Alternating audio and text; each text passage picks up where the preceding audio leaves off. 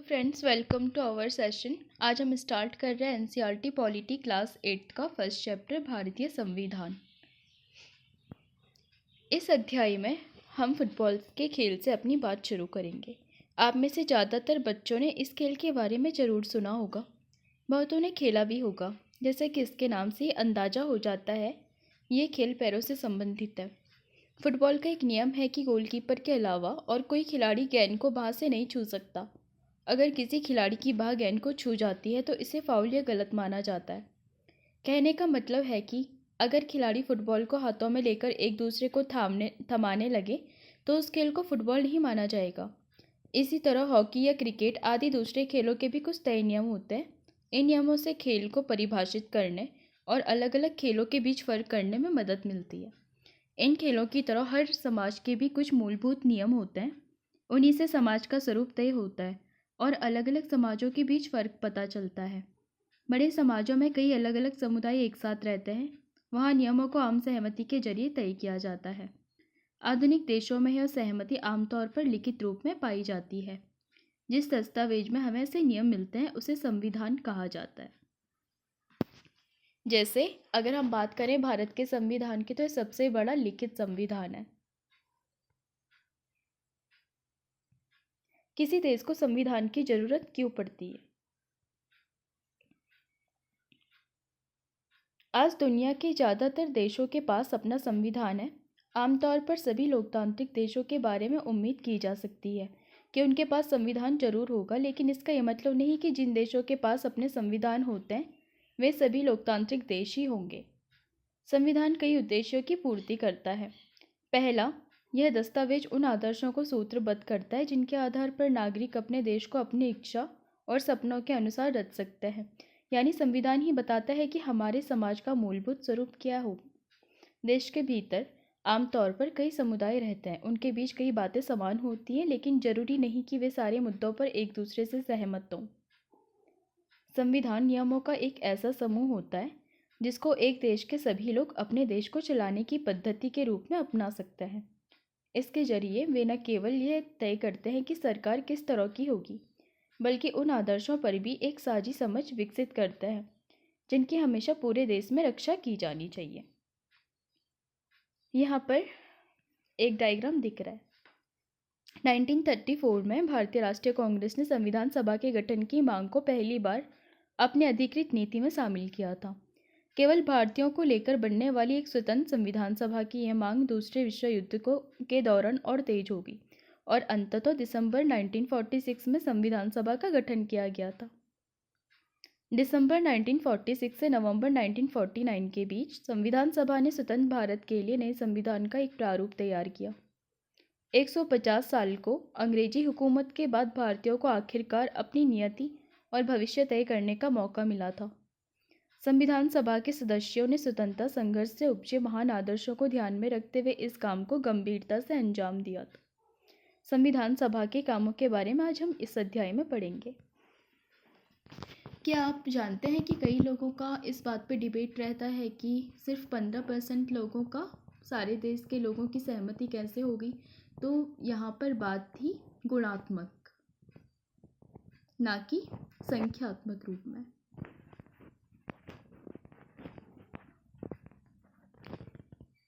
नेपाल के लोकतंत्र के लिए कई जनसंघर्ष हो चुके हैं। 1990 में हुए संघर्ष के बाद लोकतंत्र की स्थापना हुई। यह लोकतांत्रिक व्यवस्था 2002 तक यानी 12 साल तक कायम रही। अक्टूबर 2002 में राजा ज्ञानेंद्र ने गांवों में माओवादी संगठनों के बढ़ते प्रभाव का बहाना बनाकर सेना की मदद से सरकार के विभिन्न कामों को अपने कब्जे में लेना शुरू कर दिया। फरवरी 2005 में राजा ने शासन की बागडोर पूरी तरह से अपने हाथों में ले ली। नवंबर 2005 में माओवादियों ने अन्य राजनीतिक दलों के साथ एक 12 सूत्री समझौते पर दस्तखत किए। इस समझौते में आम लोगों को लोकतंत्र और अमन चैन बहाल होने की उम्मीद दिखाई दे रही थी। लोकतंत्र के लिए चल रहा ये जन आंदोलन 2006 तक अपने शिखर पर पहुंच चुका था। आंदोलनकारियों ने राजा की ओर से दी गई छोटी मोटी रियायतों को नामंजूर कर दिया और आखिरकार अप्रैल 2006 में राजा को तृतीय संसद बहाल करके राजनीतिक दलों को सरकार बनाने का मौका देना पड़ा। 2008 में राजतंत्र को खत्म करने के बाद नेपाल लोकतंत्र बन गया। 2006 में लोकतंत्र की मांग को लेकर चलने वाले जनतांत्रिक आंदोलन के दृश्य ऊपर के चित्रों में आपको दिखाई देंगे। इन बातों का क्या मतलब है, ये समझने के लिए आइए दो बिल्कुल अलग अलग परिस्थितियों पर गौर करते हैं। दोनों घटनाएं भारत की उत्तरी सीमा पर स्थित नेपाल के ताजा इतिहास की घटनाएं जो हमने अभी अभी पढ़ी थी। समाचार पत्रों के माध्यम से ऊपर दी गई खबर में बताया गया था कि नेपाल के लोगों ने हाल ही में एक अंतरिम संविधान को मंजूरी दी। सवाल ये उठता है कि जब नेपाल में पहले से ही संविधान था तो उसे नए संविधान की जरूरत क्यों पड़ी। इसका कारण है कि कुछ समय पहले तक नेपाल एक राजतंत्र था, वहाँ राजा का शासन था। 1990 में बना नेपाल का पिछला संविधान इस सिद्धांत पर आधारित था कि शासन की सर्वोच्च सत्ता राजा के पास रहेगी। नेपाल के लोग कई दशक से लोकतंत्र की स्थापना के लिए जन आंदोलन करते आ रहे थे।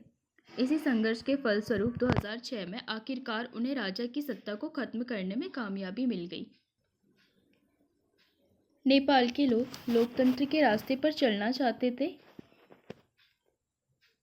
और इसके लिए उन्हें एक नया संविधान चाहिए था। वे पिछले संविधान को इसीलिए नहीं अपनाना चाहते थे क्योंकि उसमें वे आदर्श नहीं थे जो वे नेपाल के लिए चाहते थे और जिसके लिए वे लड़ते रहे थे। जिस तरह फुटबॉल के खेल में नियम बदलते हैं, खेल बदल जाता है, उसी तरह नेपाल को भी राजतंत्र की जगह लोकतांत्रिक शासन व्यवस्था पर चलने के कारण अपने सारे नियम बदलने पड़े ताकि एक नए समाज की रचना की जा सके। यही कारण है कि नेपाल के लोगों ने 2015 में अपने देश के लिए एक नया संविधान अपनाया। संविधान का दूसरा मुख्य उद्देश्य होता है देश की राजनीतिक व्यवस्था को तय करना। आप इस क्वेश्चन का आंसर दे सकते हैं कि नेपाल की जनता एक नया संविधान क्यों चाहती थी। अब आगे बढ़ते हैं। नेपाल के पुराने संविधान में कहा गया था कि देश के शासन की बागडोर राजा और मंत्री परिषद के हाथ में रहेगी। जिन देशों ने लोकतांत्रिक शासन पद्धति या राज्य व्यवस्था चुनी है, वहाँ निर्णय प्रक्रिया के नियम तय करने में संविधान बहुत अहम भूमिका अदा करता है। लोकतंत्र में हम अपने नेता खुद चुनते हैं ताकि हमारी ओर से वे सत्ता का जिम्मेदारी के साथ इस्तेमाल कर सकें। फिर भी इस बात की संभावना हमेशा रहती है कि ये नेता सत्ता का दुरुपयोग कर सकते हैं। जैसे आप देखते भी होंगे कई प्रकार के तत्व जैसे भ्रष्टाचार आदि के माध्यम से नेता इसका काफ़ी दुरुपयोग करते रहता है। इस तरह की विकृतियों से बचाव का उपाय संविधान में मिलता है। राजनेताओं द्वारा सत्ता के इस दुरुपयोग से लोगों के साथ भारी अन्याय हो सकता है। लोकतांत्रिक समाजों में प्रायः संविधान ही ऐसे नियम तय करता है जिनके द्वारा राजनेताओं के हाथों में सत्ता के इस दुरुपयोग को रोका जा सकता है। भारतीय संविधान में ऐसे बहुत सारे कानून मौलिक अधिकारों वाले खंड में दिए गए हैं। वहाँ आपने पढ़ा था कि भारतीय संविधान देश के सभी व्यक्तियों को समानता का अधिकार देता है। हमारा संविधान कहता है कि धर्म, नस्ल, जाति, लिंग और जन्मस्थान के आधार पर देश के किसी भी नागरिक के साथ भेदभाव नहीं किया जा सकता। इस प्रकार समानता का अधिकार भारतीय संविधान में दिया गया एक मौलिक अधिकार है। लोकतंत्र में संविधान का एक महत्वपूर्ण काम यह होता है कि कोई भी ताकतवर समूह किसी दूसरे या कम ताकतवर समूह या लोगों के खिलाफ अपनी ताकत का इस्तेमाल न करे। इस तरह के जैसे यहाँ पे चित्रपट में एक उदाहरण दिया गया है, तो जो यहाँ पे उदाहरण दिया गया है तो इसमें क्लास मॉनिटर और खेल में यहाँ पे एक गलती थी जिसमें मॉनिटर ने अपनी शक्ति का दुरुपयोग किया था। इस तरह के अस्वस्थ हालात लोकतांत्रिक समाजों में भी पैदा हो सकते हैं, जहाँ बहुमत वाला गुट लगातार ऐसे फैसले लागू करता है जिसमें अल्पसंख्यकों की सहमति नहीं होती और उनका नुकसान होता है। जैसा कि इस चित्रकथा पट से पता चलता है कि बहुमत की निरंकुशता का खतरा हर समाज में बना रहता है। संविधान में दिए गए नियमों से इस बात का ख्याल रखा जाता है कि अल्पसंख्यकों को किसी ऐसी चीज़ से वंचित न किया जाए जो बहुसंख्यकों के लिए सामान्य रूप से उपलब्ध है।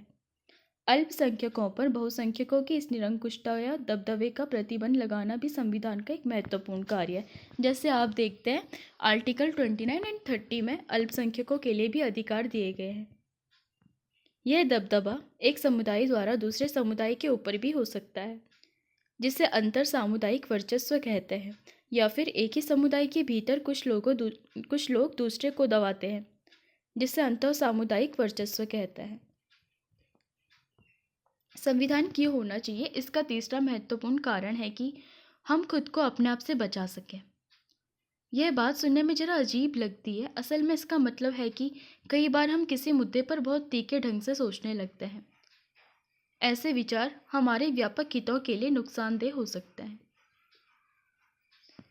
संविधान हमें ऐसे फैसले लेने से भी रोकता है जिनसे उन बड़े सिद्धांतों को ठेस पहुंच सकती है जिनमें देश आस्था रखता है। जैसे लोकतंत्र को मानने वाले अधिकांश लोग गंभीरता से महसूस करने लगे कि दलगत राजनीति यानी पार्टी पॉलिटिक्स बहुत विकृत हो चुकी है।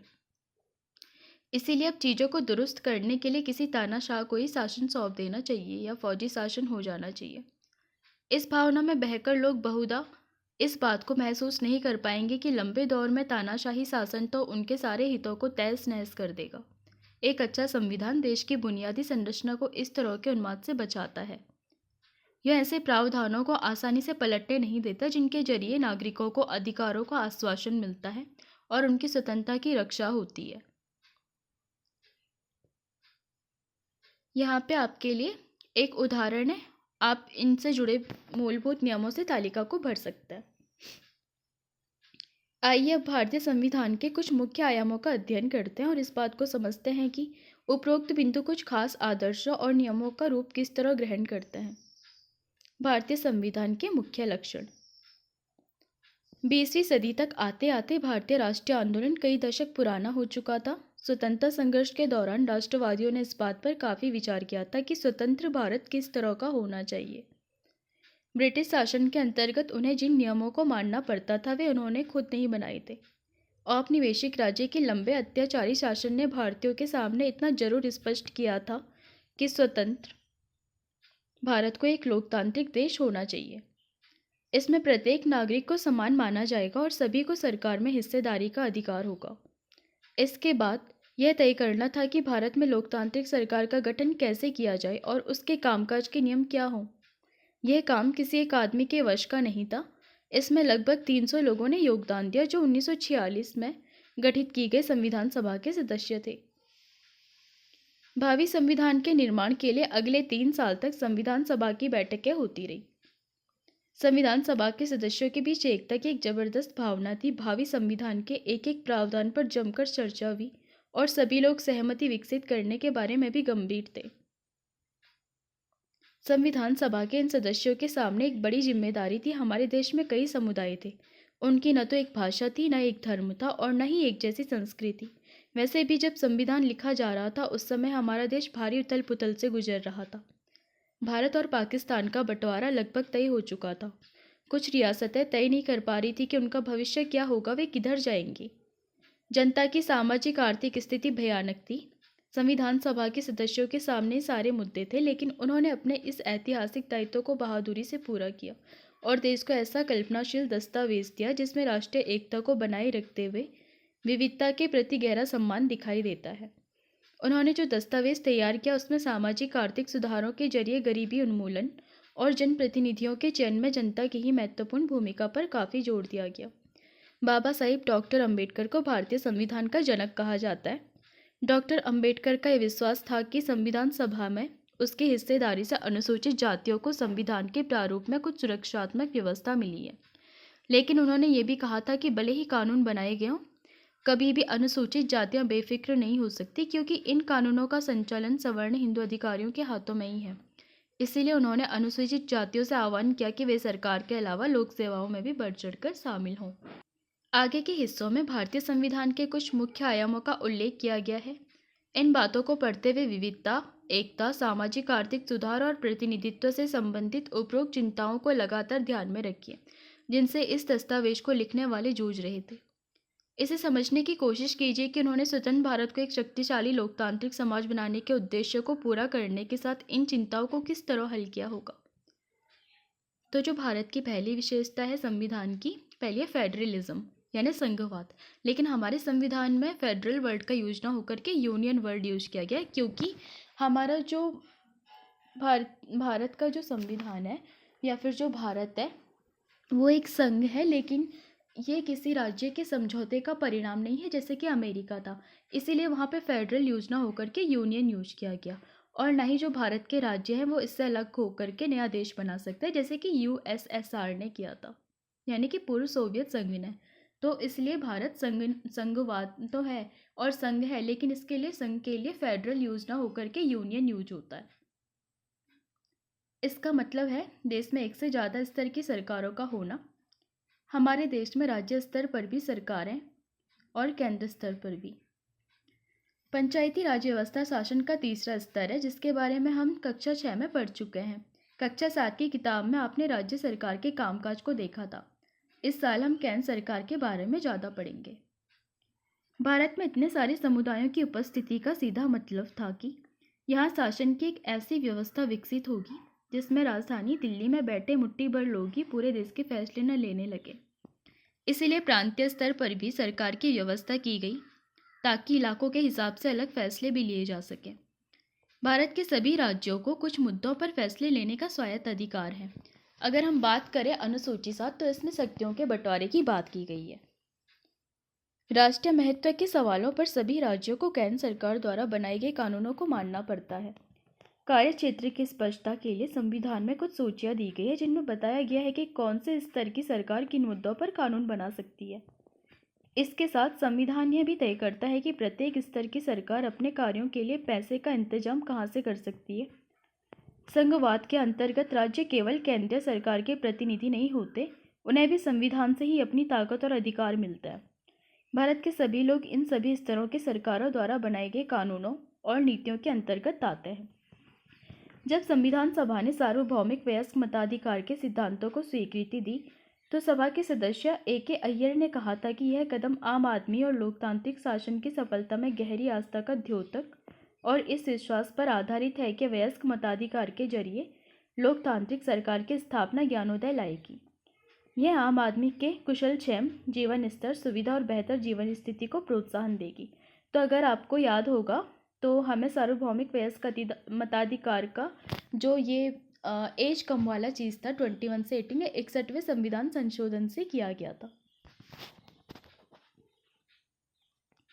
संसदीय शासन पद्धति जो कि ब्रिटेन से ली गई और इससे पहले जो संघीय व्यवस्था है वो हमारी कनेडियन पैटर्न पर आधारित है। संसदीय शासन पद्धति ब्रिटेन से ली गई है। सरकार के सभी स्तरों पर प्रतिनिधियों का चुनाव लोग खुद करते हैं। कक्षा 7 की किताब के शुरू में कांता की कहानी दी गई थी जो वोट डालने के लिए कतार में खड़ी है। भारत का संविधान अपने सभी वयस्क नागरिकों को वोट डालने का अधिकार देता है। संविधान सभा के सदस्य जब संविधान की रचना कर रहे थे तो उन्हें लगा कि स्वतंत्रता संघर्ष ने भारतीय जनता को वयस्क मताधिकार का प्रयोग करने के योग्य बना दिया।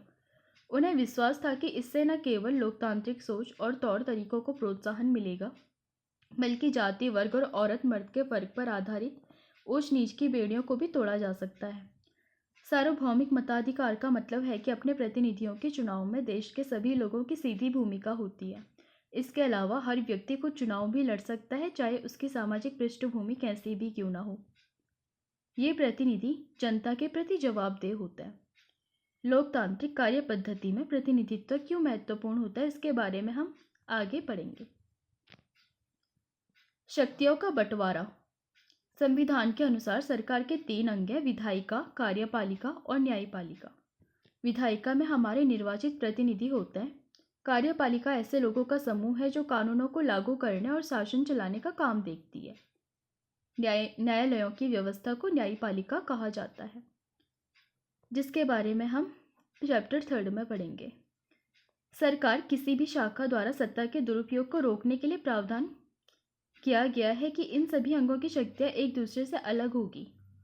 शक्तियों के इस बंटवारे के आधार पर प्रत्येक अंग दूसरे अंग पर अंकुश रखता है, निगरानी रखता है और इस तरह तीनों अंगों के बीच सत्ता का संतुलन बना रहता है। जैसे कई बार आप देखते होंगे कि सुप्रीम कोर्ट हमारी जो विधायिका या कार्यपालिका है उसको फटकार लगा देती है। और जैसे आप ये भी देखते होंगे कि जैसे कोलेजियम सिस्टम है तो उस पर गवर्नमेंट आंसर नहीं दे रही है, तो वो एक तरीके से वो चीज़ें हैं कि एक दूसरे पर अंकुश रख रही हैं इस तरीके से। संविधान सभा के सदस्यों को भय था कि कहीं भी कार्यपालिका इतनी ताकतवर न हो जाए कि विधायिका के प्रति अपने दायित्वों की उपेक्षा ही करने लगे। इस आशंका को ध्यान में रखते हुए सभा ने ऐसे कई प्रावधानों को संविधान में शामिल किया जिनके जरिए शासन की कार्यकारी शाखा द्वारा की जाने वाली कार्रवाइयों को सीमित और नियंत्रित किया जा सके। इस अध्याय में राज्य शब्द का अक्सर इस्तेमाल किया गया है। ध्यान रखें, इसका मतलब राज्य सरकारों से नहीं है। जब हम राज्य शब्द का इस्तेमाल करते हैं तो हम उसे सरकार से भिन्न अर्थ में लेते हैं। सरकार की जिम्मेदारी होती है कानून बनाना और लागू करना, लेकिन चुनावों के जरिए सरकार बदल सकती है। पर राज्य एक ऐसी राजनीतिक संस्था होती है जो निश्चित भूभाग में रहने वाले संप्रभु लोगों का प्रतिनिधित्व करती है। अब हम बात करते हैं संप्रभु का अर्थ क्या होता है। संप्रभु मतलब होता है जैसे कि अगर हम किसी देश में हैं तो उस पर हमारे डिसीजन भी खुद के होंगे और बाहरी तरीके से हम पर कोई राज भी नहीं कर रहा होगा। इस आधार पर हम भारतीय राज्य, नेपाली राज्य आदि की बात करते हैं। भारतीय राज्य की एक लोकतांत्रिक सरकार है। सरकार या कार्यपालिका राज्य का एक हिस्सा होती है। राज्य का मतलब सरकार से कहीं ज़्यादा व्यापक होता है। उसे सरकार के स्थान पर इस्तेमाल नहीं किया जा सकता। आप इस चीज़ पर डिस्कस कर सकते हैं कि राज्य और सरकार के बीच में क्या फ़र्क होता है। चौथी चीज़ है मौलिक अधिकार। मौलिक अधिकारों वाला खंड भारतीय संविधान की अंतरात्मा भी कहलाता है। यह हमारे संविधान में तीसरे भाग में दिया गया है और 12 से 35 तक हमारे उसमें फंडामेंटल राइट यानी कि मौलिक अधिकारों के बारे में बताया गया है, जिसमें 14 से 18 में समानता का अधिकार, 19 से 22 में स्वतंत्रता का अधिकार और 23-24 में शोषण के विरुद्ध अधिकार, 25 से 28 में धार्मिक स्वतंत्रता का अधिकार, शिक्षा और संस्कृति है 29 और 30 में। इसके अलावा संवैधानिक उपचार का अधिकार हमें मिला है आर्टिकल 32 में, जिसे संविधान की आत्मा भी कहा जाता है। औपनिवेशिक शासन ने राष्ट्रवादियों के दिमाग में राज्य के प्रति संदेह का भाव पैदा कर दिया था। इसीलिए राष्ट्रवादी चाहते थे कि स्वतंत्र भारत में राज्य की सत्ता के दुरुपयोग से बचने के लिए कुछ लिखित अधिकार होने चाहिए। लिहाजा मौलिक अधिकार देश के सभी नागरिकों को राज्य की सत्ता के मनमाने और निरंकुश इस्तेमाल से बचाते हैं। इस तरह संविधान राज्य और अन्य व्यक्तियों के समक्ष व्यक्तियों के अधिकारों की रक्षा करता है। विभिन्न अल्पसंख्यक समुदाय भी चाहते थे कि संविधान में ऐसे अधिकारों को शामिल किया जाए, उनके समूह की रक्षा कर सके। फलस्वरूप बहुसंख्यकों से अल्पसंख्यकों के अधिकारों की रक्षा का आश्वासन भी संविधान में दिया गया, जैसे कि आर्टिकल 29 एंड 30। इन मौलिक अधिकारों के बारे में डॉक्टर अंबेडकर ने कहा था कि इनका दोहरा उद्देश्य है। पहला, हर एक नागरिक ऐसी स्थिति में हो कि वह उन अधिकारों के लिए दावेदारी कर सके, और दूसरा, अधिकार उस सत्ता और संस्था के लिए बाध्यकारी हो जिसे कानून बनाने का अधिकार दिया गया है। चलिए हम बात करते हैं मौलिक अधिकारों की। समानता का अधिकार। कानून की नज़र में सभी लोग समान हैं। आर्टिकल 14। इसका मतलब है कि सभी लोगों को देश का कानून बराबर सुरक्षा प्रदान करेगा। इस अधिकार में यह भी कहा गया है कि धर्म, जाति या लिंग के आधार पर किसी भी नागरिक के साथ भेदभाव नहीं किया जा सकता, यानी कि आर्टिकल 50। खेल के मैदान, होटल, दुकान इत्यादि सार्वजनिक स्थानों पर भी सभी को बराबर पहुंच का अधिकार होगा। 15 का सेकंड क्लॉज। रोजगार के मामले में राज्य किसी के साथ भेदभाव नहीं कर सकता। आर्टिकल 16। लेकिन इसके कुछ अपवाद भी है जिनके बारे में हम इसी किताब में आगे पढ़ेंगे। छुआछूत की प्रथा का भी उन्मूलन कर दिया गया। आर्टिकल 17 और 18 में उपाधियों के अंत की बात की गई है। स्वतंत्रता का अधिकार। इस अधिकार के अंतर्गत अभिव्यक्ति और भाषण की स्वतंत्रता 19 के फर्स्ट ए क्लॉज। सभा संगठन बनाने की स्वतंत्रता 19 फर्स्ट बी। देश के किसी भी भाग में आने जाने की और रहने और कोई भी व्यवसाय करने की, ये भी 19 आर्टिकल में दिया गया है। पेशा या कारोबार करने का अधिकार शामिल है। इसके अलावा गिरफ्तारी और निवारक निरोध से संबंधित स्वतंत्रता भी हमें मिली है, और निजता के अधिकार के रूप में भी हमें अपने दैहिक स्वतंत्रता और जीवन के अधिकार की स्वतंत्रता मिली है। और इसके अलावा दोहरी सजा से भी हमें कुछ स्वतंत्रता मिली है। शोषण के विरुद्ध अधिकार, ये 23 एंड 24 है। संविधान में कहा गया है कि मानव व्यापार, जबरिया श्रम और 14 वर्ष से कम उम्र के बच्चों को मजदूरी पर रखना अपराध है। जो मानव व्यापार और जबरिया श्रम है, ये आर्टिकल 23 में आता है, और 14 वर्ष से कम उम्र के बच्चों को मजदूरी पर रखना आर्टिकल 24 में मेंशन है। अब हम बात करते हैं धार्मिक स्वतंत्रता का अधिकार। सभी नागरिकों को पूरी धार्मिक स्वतंत्रता दी गई है। प्रत्येक व्यक्ति को अपनी इच्छा के धर्म अपनाने, उसका प्रचार प्रसार करने का अधिकार है। आर्टिकल 25। सांस्कृतिक और शैक्षणिक अधिकार। संविधान में कहा गया है कि भारत की जो धार्मिक या फिर भाषाई सभी अल्पसंख्यक हैं, उन समुदाय को अपनी संस्कृति की रक्षा और विकास करने के लिए अपने अपने शैक्षणिक संस्थान खोलने का, उनको मैनेज करने का राइट है। संवैधानिक उपचार का अधिकार। यदि किसी नागरिक को लगता है कि राज्य द्वारा उसके किसी मौलिक अधिकार का उल्लंघन हुआ है तो इस अधिकार का सहारा लेकर वो अदालत में जा सकते हैं, यानी सुप्रीम कोर्ट में, आर्टिकल 32, और वहाँ पे उसको 5 रेट को यूज करने का राइट भी मिलता है। मौलिक अधिकारों के अलावा हमारे संविधान में एक खंड नीति निदेशक तत्वों का भी है। संविधान सभा के सदस्यों ने एक खंड इसलिए जोड़ा था ताकि और ज़्यादा सामाजिक और आर्थिक सुधार लाए जा सके। वे चाहते थे कि स्वतंत्र भारतीय राज्य जनता की जो गरीबी है वो दूर करने वाले कानून और नीतियां बनाते हुए इन सिद्धांतों को मार्गदर्शक के रूप में हमेशा अपने सामने रखें। जैसे हम कई बार देखते हैं, लोक कल्याणकारी राज्य के उसमें राज्य ने सभी को अच्छे पोषण स्तर तक पहुंचने के लिए एक पीडीएस प्रणाली शुरू की। इसके अलावा अगर हम बात करें सब तक न्याय पहुंचने के लिए, तो नलसा, सालसा, डलसा एंड मीडिएटर, कई प्रकार के अच्छे कानूनी और विधिक सहायता के लिए पहुंच के लिए कई कदम उठाए।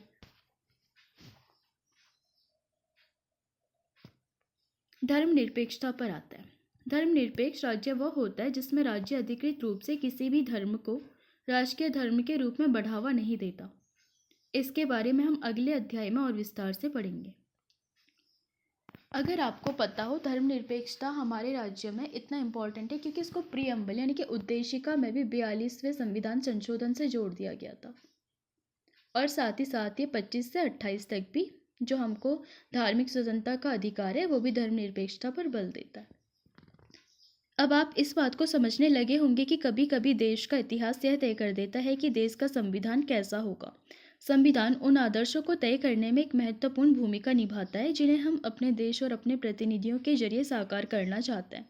जिस तरह फुटबॉल के नियम बदलते ही खेल बदल जाता है, उसी तरह जिन देशों के संविधान में भारी बदलाव आ जाते हैं वहाँ देश का बुनियादी स्वरूप भी बदल जाता है। हम नेपाल में देख चुके हैं, जैसे कि वहाँ पे राजतंत्र था, तब तक राजा शासन कर रहा था, बाद में लोकतंत्र हुआ तो फिर सारी शक्ति आ गई जनता के हाथों में। वहाँ लोकतंत्र बनाने की जरूरत के साथ ही एक नए संविधान की जरूरत भी पैदा हो गई थी। ऊपर हमने भारतीय संविधान के जिन आयामों का जिक्र किया वे कई बार काफ़ी जटिल दिखाई देते हैं और उन्हें समझने में मुश्किल भी महसूस होती है, लेकिन अभी आप इस बारे में ज़्यादा फिक्र न करें। इस पुस्तक में बाकी के अध्यायों में, अगली कक्षाओं में भारतीय संविधान के इन सभी पहलुओं के बारे में आप लगातार सीखते जाएंगे, ठोस रूप से उनका अर्थ जान पाएंगे। 24 जनवरी 1950 में संविधान सभा के विभिन्न सदस्य अपनी आखिरी बैठक में संविधान की एक प्रति पर हस्ताक्षर कर रहे थे। तो यहाँ पर आपको दिख रहा होगा कि जवाहरलाल नेहरू और उनकी जो संविधान सभा के सदस्य कैसे करके कर रहे थे। यहाँ पे साथ में कौन दिख रहा है? जयराम दास दौलतराम खाद्य एवं कृषि मंत्री थे, जो राजकुमारी अमृत कौर स्वास्थ्य मंत्री थी, डॉक्टर जॉन मथाई वित्त मंत्री, सरदार वल्लभ भाई पटेल उप प्रधानमंत्री तथा उनके पीछे श्री जगजीवन राम जो कि श्रम मंत्री थे। संविधान में मूल कर्तव्यों का भी उल्लेख किया गया है, यानी कि अगर हमें अधिकार मिले हैं तो उससे पहले हमें कर्तव्य भी निभाने पड़ेंगे। आप इस चीज़ पर डिस्कस कर सकते हैं कि ये कर्तव्य कौन से हैं और लोकतंत्र में नागरिकों द्वारा इन कर्तव्यों का पालन करना क्यों महत्वपूर्ण है। 11 मौलिक कर्तव्यों में से प्रत्येक से संबंधित रेखाचित्र तस्वीरें बनाएं और उन पर कविताएं, गीत लिखें। कक्षा पर इन पर चर्चा करें, आपस में भी डिस्कस कर सकते हैं। अब आपके लिए होमवर्क, किसी लोकतांत्रिक देश को संविधान की जरूरत क्यों पड़ती है। नीचे दिए गए 2 दस्तावेजों के हिस्सों को देखें। पहला कॉलम 1990 का नेपाल के संविधान का है, दूसरा कॉलम नेपाल के ताज़ा संविधान से लिया गया। आर्टिकल 35 जो कि उनका मतलब 1990 का था। कार्यकारी शक्तियाँ नेपाल अधिराज्य की कार्यकारी शक्तियाँ महामहिम नरेश एवं मंत्रिपरिषद में निहित होंगी, यानी कि तब तक सारी शक्तियाँ राजा के पास थी। 2015 में नेपाल का संविधान था। कार्यकारी शक्तियाँ नेपाल की कार्यकारी शक्तियाँ संविधान और कानून के अनुसार मंत्रिपरिषद में निहित होंगी, यानी कि यहाँ से राजा से मंत्रियों पर आ गई। अगर निर्वाचित प्रतिनिधियों की शक्ति पर कोई अंकुश न होता तो क्या होता। निम्नलिखित स्थितियों में अल्पसंख्यक कौन है। इन स्थितियों में अल्पसंख्यकों के विचारों का सम्मान करना क्यों महत्वपूर्ण है, इसका एक एक कारण बताइए। एक स्कूल में 30 शिक्षक हैं और उनमें से 20 पुरुष हैं। एक शहर में 5% लोग बौद्ध धर्म को मानते हैं। एक कारखाने के भोजनालय में 80% कर्मचारी शाकाहारी हैं। 50 विद्यार्थियों की कक्षा में 40 विद्यार्थी संपन्न परिवारों से हैं। नीचे दिए गए कॉलम में भारतीय संविधान के मुख्य आयामों की सूची दी गई है। दूसरे कॉलम में आप इसे फिल कर सकते हैं और आप ये भी देख सकते हैं कि भारत के कौन से पड़ोसी देश के साथ इन देशों की सीमा लगती है। बांग्लादेश, भूटान और नेपाल। अब हम बात करते हैं टर्मिनोलॉजीज यानी कि शब्द संकलन। मनमानापन, जब सब कुछ किसी के व्यक्तिगत फैसलों या पसंद नापसंद से चलने लगता है तो उसे मनमानापन कहता है। जहाँ नियम तय नहीं किए गए हों या जहाँ फैसलों का कोई आधार नहीं है उसे मनमाना कहा जा सकता है। आदर्श, जब कोई लक्ष्य या सिद्धांत अपने सबसे शुद्ध या सर्वश्रेष्ठ रूप में होता है तो उसे आदर्श कहा जाता है। भारतीय राष्ट्रीय आंदोलन, भारतीय राष्ट्रीय आंदोलन का उदय 19वीं सदी में हुआ था। इस आंदोलन में हजारों मर्द औरत ब्रिटिश शासन से लोहा लेने के लिए एकजुट हो गए थे। यह आंदोलन 1947 में भारत की आज़ादी में परिणत हुआ। इसी वर्ष की इतिहास की पाठ्य पुस्तक में हम इस आंदोलन को और अच्छे से जानेंगे। राज्य व्यवस्था, इसका आशय एक ऐसे समाज से है जिसकी राजनीतिक संरचना व्यवस्थित है। भारत एक लोकतांत्रिक राज्य व्यवस्था है। संप्रभु, मैंने अभी आपको इसका मतलब बताया था, यानी कि अगर हमारी जो डिसीजन है वो भी हम खुद से लें और बाहर से भी हम पर किसी का आक्रमण या फिर राज ना हो, मतलब अपने डिसीजन लेने के लिए स्वतंत्र हों। लेकिन कैसे? अगर हम पे कोई सत्ता भी ना हो बाहर से और हम अपने आंतरिक निर्णय भी खुद से ले सकें। मानव व्यापार, राष्ट्रीय सीमाओं के आर पार विभिन्न चीज़ों की गैर कानूनी खरीद बिक्री को अवैध व्यापार कहा जाता है। इस अध्याय में जिन मौलिक अधिकारों की चर्चा की गई है उनके संबंध में अवैध व्यापार का मतलब औरतों और बच्चों की गैर कानूनी खरीद फरोख्त है, जिसे मानव व्यापार कहा जाता है। इसके ऊपर निषेध लिखा गया है आर्टिकल 23 में। निरंकुशता, इसका मतलब सत्ता अधिकारों के क्रूर एवं अन्यायपूर्ण इस्तेमाल से। तो चलिए दोस्तों, आज के लिए इतना ही। अब मिलेंगे नेक्स्ट क्लास में। अगर पसंद आई तो लाइक कीजिए, शेयर कीजिए, सब्सक्राइब कीजिए। अगर आपको लगता है कि एनसीईआरटी पढ़ने का टाइम नहीं है तो आप इसे फ्री टाइम में सुन सकते हैं। Thanks to watching.